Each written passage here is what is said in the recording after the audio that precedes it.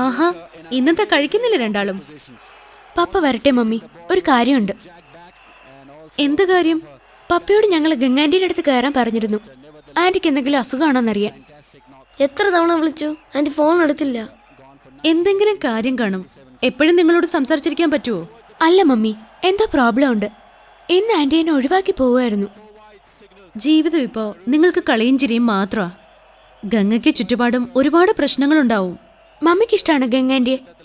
എനിക്ക് ദേഷ്യമൊന്നുമില്ല. എന്നോട് സംസാരിച്ചത് നന്നായിട്ടാ. മമ്മി വലിയ റെസ്പെക്റ്റ് ഗംഗാന്റിക്ക് എന്നോട് പറഞ്ഞു. ഇനി വരുമ്പോ മമ്മി ചോദിക്കേ ആന്റിയുടെ പ്രോബ്ലം എന്താന്ന്. എന്നിട്ട് പറ്റുമെങ്കിൽ മമ്മി ഹെൽപ്പ് ചെയ്യണം. മതി കളിയും കണ്ടോണ്ടിരുന്നത്. ഞാൻ ഊണെടുത്ത് വെക്കാം. വേഗം വാ.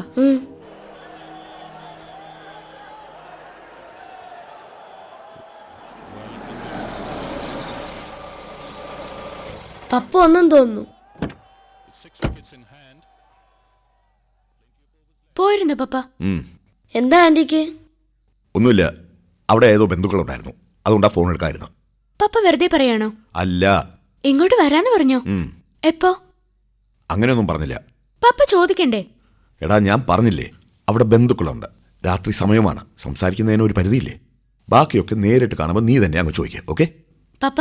ആ, മമ്മി ചോദിച്ചു ഗംഗാന്റിയെ കുറിച്ച്. മമ്മിക്കും ഇഷ്ടം.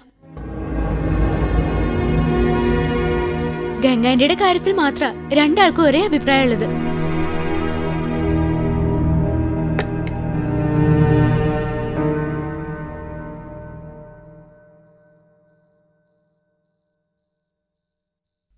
ഗംഗയെ കണ്ടു, കുഴപ്പമൊന്നുമില്ല.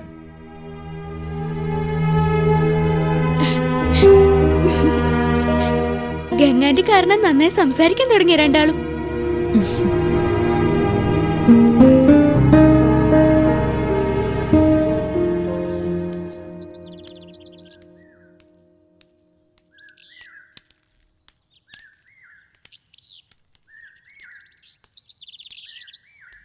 എന്താ?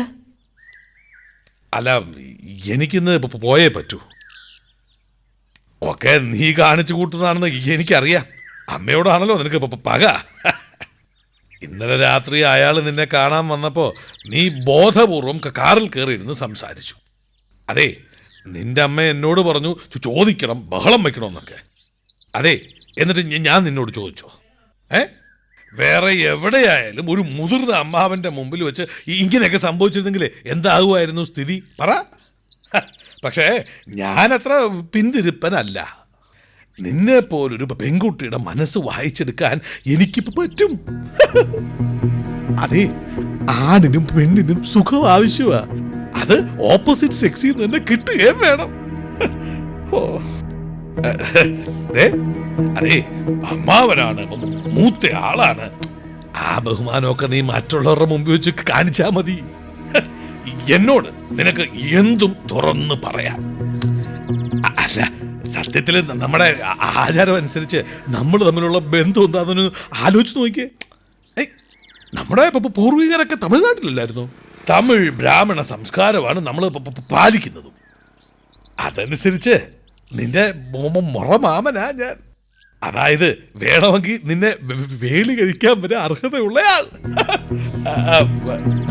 അത് നമുക്ക് നമ്മൾ ജീവിക്കുന്ന ചുറ്റുപാടിനെ മാനിച്ചല്ലേ പറ്റൂ. ആളുകൾക്ക് മുമ്പിലെ ഒരു മുഖം മൂടി ധരിക്കാത്തവര് ആരാ? അതെ, അപ്പൊ പിന്നെ അടുത്ത വെള്ളിയാഴ്ച ഞാനൊരു കേസിന്റെ കാര്യത്തിന് നെയ്യാറ്റിൻകര വരെ പോകുന്നുണ്ട്. അവിടെ ഗസ്റ്റ് ഹൗസിലാ താമസം. 2 ദിവസം ഉണ്ടാവും. അത് നീ ഓഫീസിൽ നിന്ന് ഇറങ്ങി നേരെ അങ്ങോട്ട് പോര്, മനസ്സിലായോ?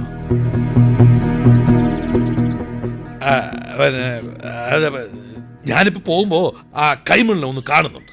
നിങ്ങൾ തമ്മിലുള്ള പ്രശ്നം ഞാനൊന്ന് സംസാരിച്ചു കഴിഞ്ഞാൽ തീരും. എന്തിന്?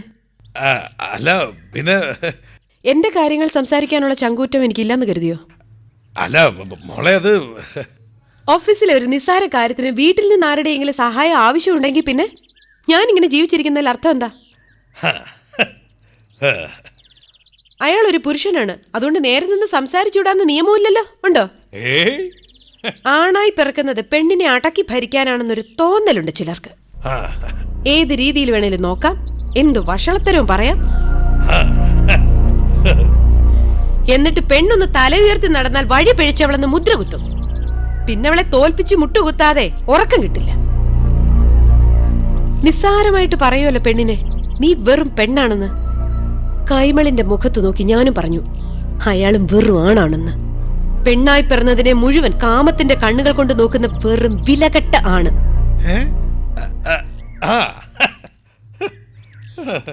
ബന്ധമുള്ളവരും മുതിർന്നവരും പലതും പറയുമ്പോ ഒരു പെണ്ണ് ചിലപ്പോ നിശബ്ദത പാലിച്ചെന്ന് വരും. അതിനർത്ഥം അവൾ ജീവിതത്തിൽ ഒരിക്കലും മിണ്ടില്ലെന്നല്ല, അവൾക്കല്പം മര്യാദയുണ്ടെന്ന. അത് മനസ്സിലാക്കാതെ തലേ കയറിയിരുന്ന് ഭരിക്കാനുള്ള ഉദ്ദേശവുമായി ഏത് കൈമള് വന്നാലും മുഖത്ത് കാറി തുപ്പു ഞാൻ.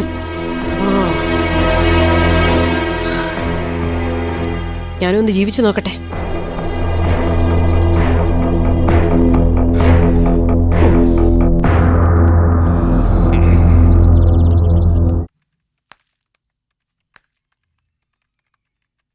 സർ, എന്താ സർ?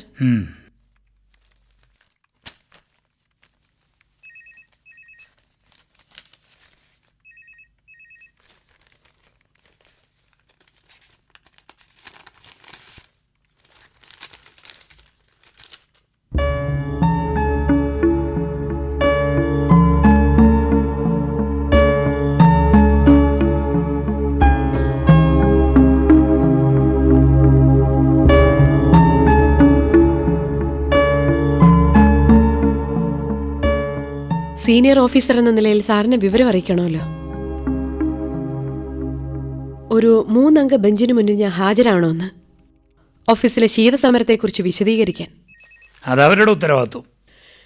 വരുന്നവരുടെ പേര് വിവരം വിശദമായിട്ട് എഴുതിയിട്ടുണ്ട്. 3 പുരുഷ കേസരികൾ. അപ്പോൾ ഞാൻ എൻ്റെ തൊഴിൽ സംരക്ഷിക്കാൻ കുറച്ച് ബുദ്ധിമുട്ടും അല്ലേ സർ? തനിക്ക് പോകാം.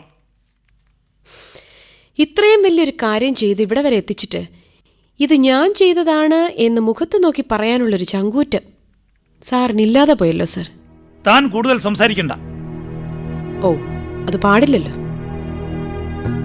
ശരി സർ, വരുന്ന 3 പേരുടെ മുന്നിൽ ഞാൻ എന്നെക്കൊണ്ട് കഴിയുന്നത്ര ഫൈറ്റ് ചെയ്യും. സാറിനോട് പറഞ്ഞതുപോലെ ഔദാര്യത്തിന്റെ ഒരു വാക്കുപോലും ചോദിക്കാതെ. ധർമ്മിഷ്ഠനും നീതിമാനുമായ അങ്ങയുടെ കീഴിൽ വർക്ക് ചെയ്യുന്ന ഒരാൾ മോശമായി കൂടല്ലോ. വരട്ടെ സർ.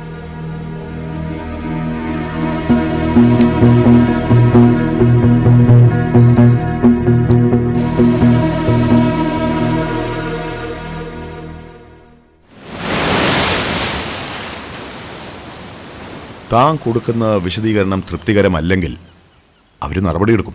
അതെ, നടപടിയെടുക്കും. പക്ഷേ വെറും ഒരു വിശദീകരണം ചോദിക്കലും മറുപടി പറച്ചിലുമായി ഇതൊതുങ്ങുമെന്ന് ആ മണ്ടന്മാർ ധരിക്കണ്ട. ഒരു കേസിന് നടക്കാൻ എനിക്ക് ഇഷ്ടം പോലെ സമയമുണ്ട്. വെറുതെ കുറേ കാലം ജീവിക്കുന്നതിലും നല്ലത് എന്തെങ്കിലും ഒരു ചർച്ച ഉണ്ടാക്കിക്കൂടെ? ആളുകൾ പറയും ഗംഗയുടെ കഥ, ഗംഗയുടെ പോരാട്ടം എന്നൊക്കെ. ഒന്ന് പ്രശസ്തയാവാം. താൻ സീരിയസ് ആയിട്ടാണോ ഗംഗ? വേണമെങ്കിലാവാം, അത്രേ ഉള്ളൂ.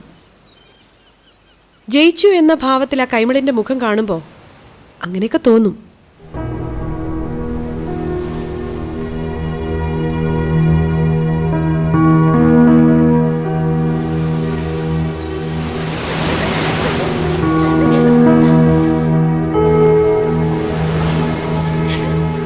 അത് വാസുവല്ലേ? ഏത് വാസു? അന്ന് ഞാൻ പരിചയപ്പെട്ടില്ലേ, നിങ്ങളുടെ വീട്ടിൽ പുല്ലുവെട്ടാൻ വരുന്ന. ഒരിക്കലൊന്ന് കണ്ടിട്ട് അയാളെ തനിക്ക് ഓർമ്മയുണ്ടോ? ഉണ്ട്. കാരണം ഞാൻ നിങ്ങളെപ്പോലെ വായിൽ വെള്ളിക്കരണ്ടിയുമായി ജനിച്ചവളല്ല. നിങ്ങളുടെയൊക്കെ വീട്ടിൽ വരുന്ന അലക്കുകാരനും പാൽക്കാരനും തോട്ടക്കാരനുമൊക്കെ നിങ്ങൾക്ക് വെറും മിഷൻസ് ആയിരിക്കും. അവർക്ക് മുഖമുണ്ടോ മനസ്സുണ്ടോ ഒന്നും നിങ്ങൾക്ക് അറിഞ്ഞൂടാ. പക്ഷെ അവർക്ക് ജീവിതമുണ്ട്. അതിൻ്റെ തെളിവായി കാണുന്നത്.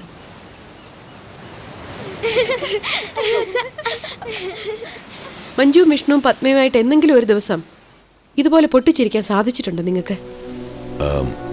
അത് ഇല്ല. ഇവരെ കൺമുന്നിൽ കാണുമ്പോൾ നിങ്ങളുടെ അഹങ്കാരം എന്താ? വലിയ വീടില്ലാത്തവർ, നല്ല വസ്ത്രങ്ങളില്ലാത്തവർ, ജീവിക്കാൻ അർഹതയില്ലാത്തവർ.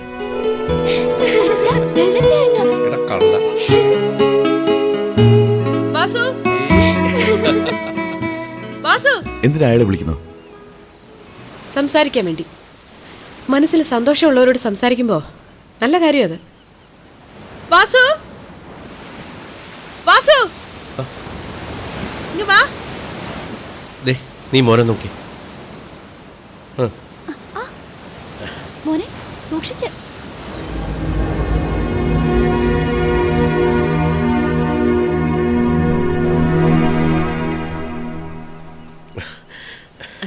എന്താ മാഡം? സാർ. ഏയ് ചുമ്മാ വിളിച്ചതാ. എല്ലാരും ഒന്ന് വിളിക്ക്, കാണട്ടെ. സാവിത്രി, മാഡം വിളിക്കുന്നു. ബാ. മോളെ ഉടുപ്പൊക്കെ നേരാക്കിയത്.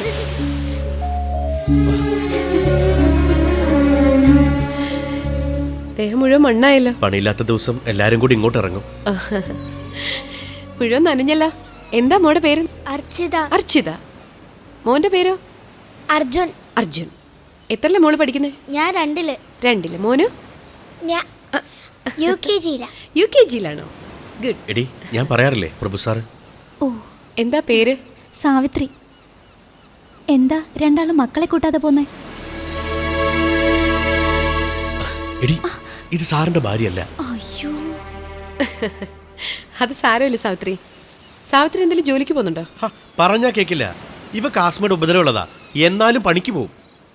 ബുദ്ധിമുട്ടുള്ള പണിയൊന്നും അല്ല ചേച്ചി. ചെമ്മീൻ കമ്പനിയുണ്ട്. ചെമ്മീൻ കിള്ളല. ഒരു 4 മണിക്കൂർ കൊണ്ട് കഴിയും. അതിന്റെ മണടിച്ചിട്ടാ സൂക്കേട് മാറാത്തത്. സൂക്കേട് നോക്കിയിരുന്ന കാര്യം നടക്കൂ. ഇങ്ങേരി കിടന്ന് കഷ്ടപ്പെടുന്ന കാണുമ്പോൾ എൻ്റെ ചങ്ക് പൊട്ടും. എല്ലാം ഒന്ന് വട്ട എത്തിക്കണ്ടേ?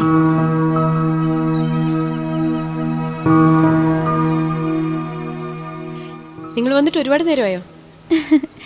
ഇതുങ്ങൾ കടല് കണ്ടാ പിന്നെ കുടുംബത്തോട്ട് പോരില്ല ചേച്ചി. വേറെ ശല്യമൊന്നും അവരുണ്ടാക്കില്ല. കുറച്ച് കടല വാങ്ങി കൊടുത്താൽ മതി. അതാ സന്തോഷം. കണ്ടപ്പോ വെറുതെ വിളിച്ചെന്നേ ഉള്ളൂ. ശരിയെന്ന്. അച്ഛനും അമ്മയും മക്കളുമായിട്ട് കളി നടക്കട്ടെ. ശരി, വരട്ടെ സാറേ. വാടി. വാ മക്കളെ.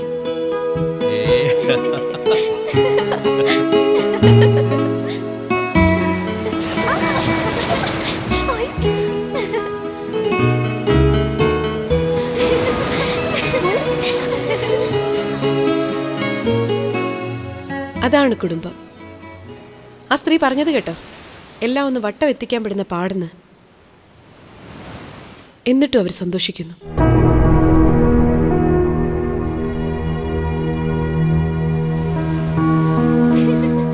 ആയിക്കോടാ.